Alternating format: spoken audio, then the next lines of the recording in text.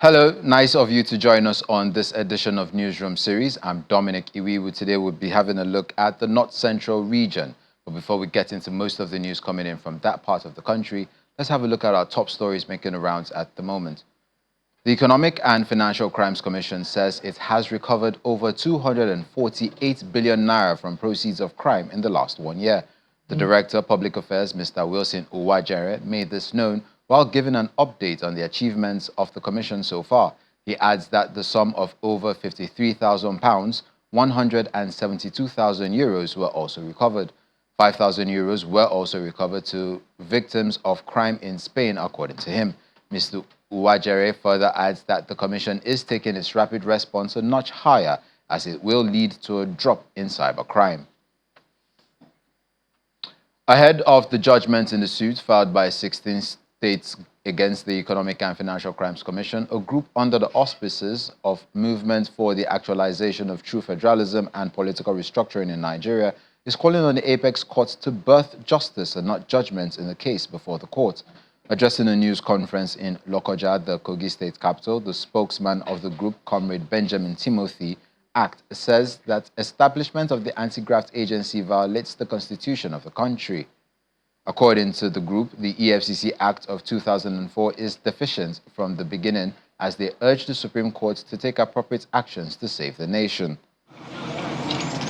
The suit filed by 16 states challenging the existence of the Economic and Financial Crimes Commission is at the center of this news conference convened by a non-governmental organization in Kogi State. Predicating its argument on Section 12 of the 1999 Constitution, the group believes the establishment of the anti-graft agency is an aberration.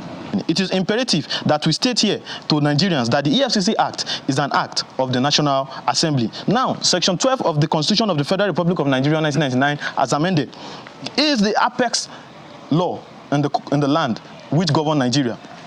Section 12, subsection 1 of the Constitution. No treaty, Section 12, subsection 1 of the Constitution, no treaty between the federal and any other country shall have the force of law except to the extent to which any such treaties have been enacted into law by the National Assembly. Our emphasis is on Section 12, subsection 3 of that Constitution. Beyond the call for the scrapping of the EFCC, the group appeals to the Supreme Court to uphold justice in line with the nation's constitution. Nigeria must get it right. We stand for the truth. We want the truth to prevail in all ramifications, in every area or facet of life. Now, EFCC has been established on a wrong formation, and it's as if we don't have legal luminaries in Nigeria anymore. But the time has come for we, the youth, to stand on our feet and rise to the occasion by by telling the populace that, yes, this is how we want it. If the ongoing continues, we might not get it right, and the unborn generation might be finding it tough to cope with in the nearest future. As Nigerians await the verdict of the Apex Court on the novel suit challenging the existence of the EFCC, the group believes the Supreme Court will agree with them by nullifying the act that established the commission. As part of efforts to banish poverty, the governor of Kogi State, Mr. Usman Ododo, is reaffirming his commitments to ensure the establishment of agriculture entrepreneurs through the World Bank-assisted livestock productivity and resilience support project. Speaking in Okene shortly before presenting beneficiaries with their various support packages, the project coordinator, Mr. Olorunfemi Bolari, says Governor Ododo remains committed to empowering residents of the state through livestock farming, and it will be a disservice for any beneficiary to sell the items given to them. The coordinator explains that it is possible to banish poverty in the state through livestock farming. Victims of a windstorm incident early in the year in the southern zone of Nasarawa State have received relief materials from the National Emergency Management Agency, facilitated by the senator representing the zone, Mohammed Ogoshi. In a ceremony in Lafia, the affected persons were given food and essential items to help cushion their plight. 450 persons, comprising widows and persons with disabilities, were also given cash grants. Our correspondent Halima Gayam has a report.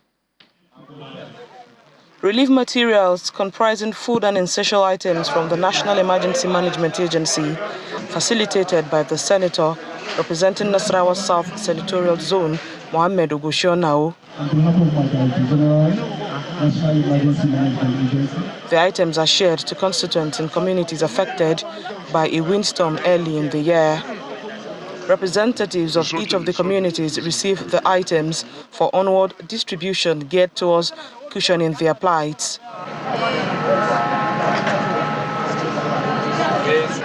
"450 vulnerable persons comprising widows and persons living with disabilities selected from the 5 local government areas of the zone are screened for an empowerment program.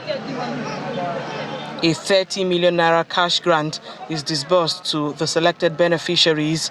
250 widows get 80,000 naira and 200 persons living with disabilities get 50,000 naira each. We know that we are being elected to go and make laws, but these laws are to enable our people live well, and we can only enhance that effort by coming personally to be of help to them.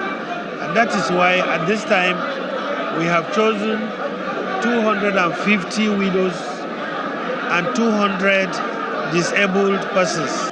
The gesture, he assures, is not a one-off, noting that more groups will be considered in the next batches, which are underway as beneficiaries share their mode of utilizing the monies. There are so many other projects that are in the pipeline: empowerment, training programs, provision of infrastructures, and all of this are encompassed into what we term as constituency project. I got the money. He gave me 50,000 naira and others. I will use it to open a business. Since I'm learning how to be a tailor, I'd like to use the money to get a sewing machine. The Nasarawa South Senatorial Zone comprises of Awai, Kiana, Doma, Obi, and Lafia local government areas. Halima Agayem, Channel Television News. We take you back to Kogi State, where the state's government is doing everything possible to alleviate poverty, as the coordinator explains that it is possible to banish poverty in the state through livestock farming. Promoting livestock farming is the reason for this gathering, as officials of the Kogi State Livestock Productivity and Resilience Support Projects converge on the palace of the Oyoyi of Ebira land. What we are doing today, Your Royal Majesty. The project coordinator highlights the essence of the event and the need to banish poverty in Kogi State. We are starting them on a sustainable business enterprise. What we are doing today, finally, Your Excellency, Your Royal Majesty, is that we are introducing diligent and serious people in Kogi Central to you, who will be the beneficiary of this room-filled support by the World Bank, the federal government, and Kogi State government.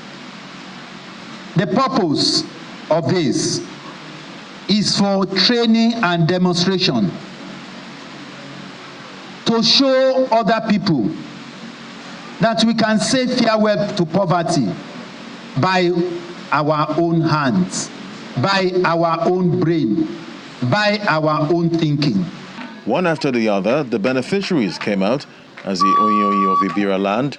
His Royal Majesty Ahmed Tijani gave his short speech and makes a symbolic presentation of the livelihood support tools. May God Almighty continue to be with you. The team were also in Lokoja for a similar distribution, as the project coordinator speaks on the exercise and the mandate of the governor of Kogi State to empower residents of the state. These people are your subjects. These people are your sons and daughters. These people are your women. And these people are residents at Lokoja local government. His Excellency Hamed Ododo, the spirit is with us here. All you are seeing is a product of his contractual agreement with the people that he will improve the livelihoods of the people. And it is these livelihoods we have come to add colors to this afternoon. The Megari of Lokoja, who was represented at the event, applauds the efforts of the governor of Kogi State to uplift residents. It's a good, great pleasure to appreciate His Excellency Alhaji Ahmed Ododo for this gesture that he has given these people. May God bless it. They are not the only one. Kogi is alive now. During his coming, we testify and we have seen it. And by God's grace, we are going to be greater than this. After the speeches, a symbolic presentation is made to some beneficiaries. As the team from the Livestock Productivity and Resilience Support Project moved to the rest of the local governments for distribution, it is hoped that the World Bank project will help in reducing poverty in Kogi State. A coalition of community-based rights groups in Oju-Obi Federal Constituency has appealed to Governor Hyacinth Alia to halt the alleged Bonta militia killing of their people along the Oju-Awaji Road, where 12 soldiers along with their commander were killed in 2021 over land dispute with Okuto community of Oju local government area. Briefing Channels Television exclusively at Oju, Mr. Amara Billy Ochi asks Governor Alia to end the killing if he intends to go ahead with the construction of the Oju-Awaji Road, as his people have been forced to travel 8 hours through Oju-Obi to Otukpo and Gwe local government areas before arriving in Makurdi, the state capital. While the 2 hours Oju-Awaji to Makurdi Road is in poor state of disrepair, the federal road that runs through Obi to Otukpo has collapsed, leading to total cutoff of economic activities as groups question if they have been carved out of Nigeria through abandonment of the local Oweto Otukpo through Obi to Cross River State. Oju, the traditional headquarters of Igede, the third largest tribe in Benue State, is now cut off from the eastern flank through Awaji due to violent conflicts. The 27-year-long land dispute between Okute community in Oju and Bonta in Konshisha local government became infamous with the killing of 20 soldiers and their commander in 2021 by Bonta militia. Since then, the 2-hour journey from Oju through Bonta in Konshisha along the Awaji-Makurdi Road has been allegedly closed to the people of Igede due to multiple attacks. Leaders from the federal constituencies are appealing to Governor Hyacinth Alia to end the killings before constructing the road, which has already been awarded. Your Excellency, you may wish to be reminded for the upthird time about the ugly plight of the Igede people living in Ukute and other border communities in Igede land that are still being killed on a daily basis by the thief militia in Bonta, Konshisha government, in a sustained, unprovoked attacks, systematic annexation and seizure of our ancestral lands. Recall also that this crisis was the reason for the gruesome murder of 11 soldiers and an officer of the Nigerian Army by Bonta militia in April 2021, while on peacekeeping mission to the crisis area. We appreciate your recent award for reconstruction of the Oju-Awaji Road. It will, however, make more sense if peace is restored and the killings of our people stopped. If that is not done, Your Excellency, your effort at reconstructing the road will make no meaning to the Igede people if they cannot pass through there for fear of being killed. They question what they describe as neglect by both the state and federal authorities since the resumed hostilities against their kinsmen in July this year and how they have been cut off. As we speak, killings are ongoing daily. But I know that the his media boys from Igede or his appointees are not telling him the truth. We have no road. We have no access to the world. We are not second-class citizens. We are Nigerians. And it is fundamental that we enjoy the dividend of democracy. We should govern us, we should prioritize our welfare, our security. this is farming season. People cannot go to farm. We can't sell our produce. We have no road. Is it from Gunte? We don't have road there. From Otukpo, we have no road. After the briefing, Channels Television's crew took a long and difficult trip on the deplorable road from Ojuobi in Otukpo through Gwe before arriving in Makurdi, the state capital. Trucks are often trapped and farmers and their produce cut off from markets in the west, while faced with insecurity from the eastern end. The second road, which is supposed to be second road that lead Makurdi to Obiloko, we don't have any features of good road there. There is problems, insecurity in between the thief and the Igede people. And because of that road, the road is not passable. We have food, but we cannot sell. Where is the one Nigeria? Is Igede not part of the Nigeria anymore? We want the federal government to look into this road. Over 40 years, nothing has been happening in this road. The people are concerned that the road will be of no use if the people of Oju and Obi local government area have no free passage through Bonta community as a result of militia activities along that stretch. You're watching Newsroom series on Channels Television. Still ahead, we'll bring you some collaboration happening in the education sector in Plateau State. Stay with us.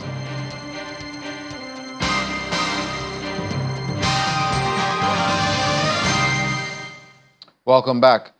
Technical education has been identified as indicators to boost skill acquisition, career development, and long learning opportunities for youths. This is the consensus at the handover of Government Secondary School Mangun in Plateau State to the federal government for upgrade to a Federal Science Technical College, which is a turning point in technical education in the state. Stakeholders in the education sector gathered at the Government Secondary School Mangu in Mangu local government area of Plateau State for the handover of the school to be upgraded to a Federal Science Technical College. Government officials from the Federal and State Ministry of Education, traditional and community leaders, alongside the School Alumni Association, gathered to witness the historic handover for the school upgrade.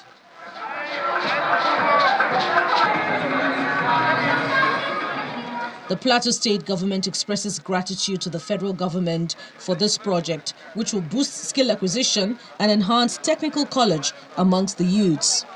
Yeah, it means a lot to the development of skills, growth, economic impact, career opportunities, adaptability, societal impact, and as well as lifelong learning opportunities for our teeming youth. You see, the world is becoming more of technology. So you need this kind of technical college to come and boost the efficiency of livelihood. The member representing Bokos Mangu Federal Constituency at the House of Representatives and sponsor of the bill commends the synergy between the federal and state governments in achieving this feat. This is part of progress, this great achievement, and the unity it is, regardless of party differences, we have united together to pull the dividend of democracy. The achievement of this Federal Science and Technical College is a great achievement to entire Plateau State, because if you want to improve any economy, the per capita income of any economy can only be improved when people get something doing. And get something doing is have to do with technology. We have to do with technical know-how. We have to do with scientific acquisition. So therefore, I look at this as a priority project. The upgrade under the supervision of the National Secondary School Education Commission will include hostel blocks, a library, laboratories, amongst other facilities. Residents of Jos, Plateau State in north-central Nigeria are groaning with the hike in price of premium motor spirits, which has affected socio-economic situation of citizens. The inconsistent price adjustments and unavailability of the product in some cases are also responsible for the queues at most fuel stations, as citizens wait for several hours to purchase the commodity, resulting in loss of man-hour. There are variations at the fuel stations with price fluctuations. The pump price at major marketer stations stand at 1,125 naira, with some independent marketers dispensing at 1,118 naira, while the Nigerian National Petroleum Corporation sells at 1,065 naira to consumers. Honestly speaking, it hasn't been funny because we've been here for a while now and we're hopeful that they'll sell the fuel to us, but then it has really been hard and difficult to get fuel here on the plateau. But regardless of what it is, we're still trying to see how we can move around regardless of the scarcity. The last time I bought at the mega filling station for 800, and that was last month. Well, I've been trying to buy for the new price, but I learned that now is 1,065 naira. So it's 1,065 naira compared to the last time I bought. I've been on the queue for about 35 minutes, and sometimes the product is available, and then sometimes it's not available. So we don't know what is happening, but the price is very high. It's very difficult to fill my tank. Before I used to fill my tank maybe 26,000, but now it's almost about 90 something to fill the tank.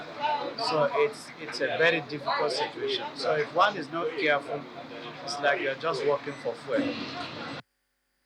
The restoration of power supply on the 330 kV line has brightened socio-economic activities in franchise states under Jos Electricity Distribution Company as consumers jubilate on power restoration after 10 days of darkness. Residents of Jos Plateau State capital expressed satisfaction with the gradual distribution of power supply on Wednesday night to some areas, with assurances from Jos Electricity Distribution Company that total power restoration will be completed overnight. Other states of Bauchi and Gombe are also experiencing gradual power supply following repairs on the vandalization of the 330 kV power line. Management of the distribution company expressed gratitude and appreciation to customers and for bearing the prolonged power outage with affected economic and social activities in franchise states. However, the prolonged power outage, according to the distribution company, witnessed vandalization of transformers in some areas during the period of darkness. The Conference of Directors and Chief Road Traffic Officers of the Federation have unanimously agreed to digitize their operations across the country.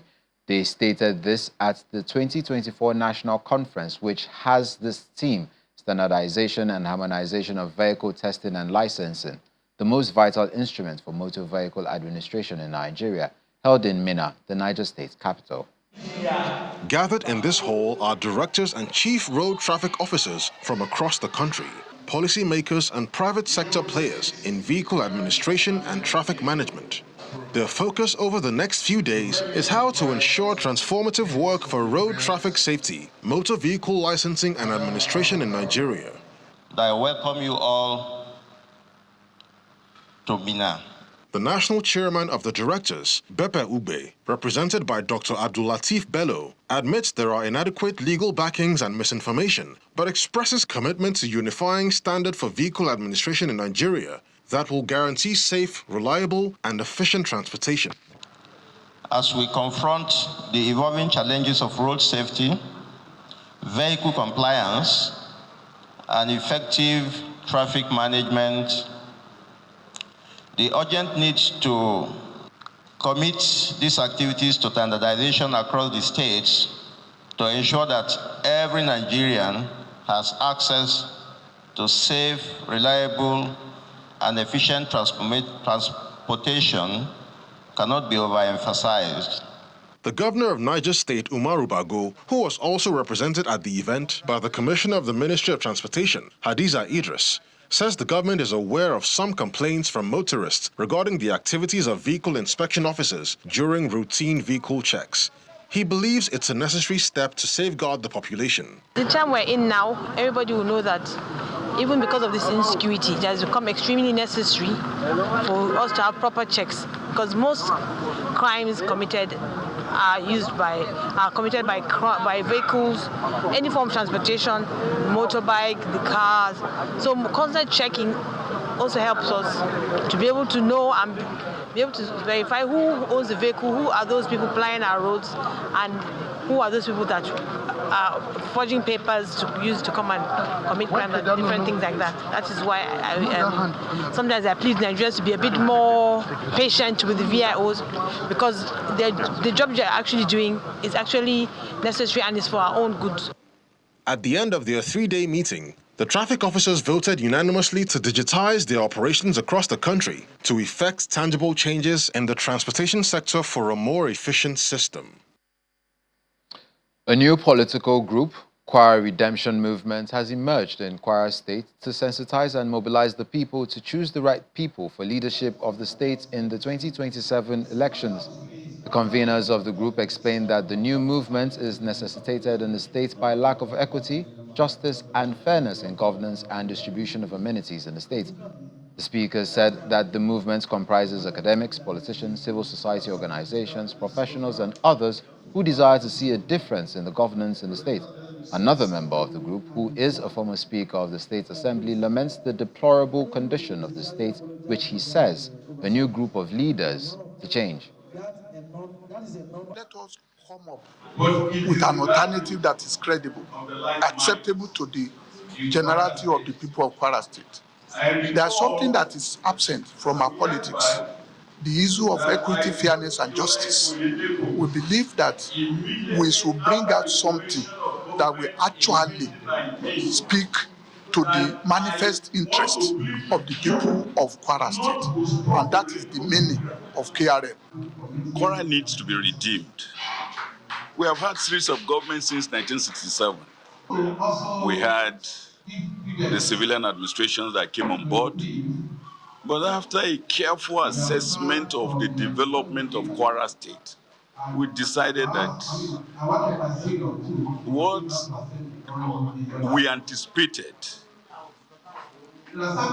as development in this state compared to other states that were created the same time with Kwara State, it is not what we expected.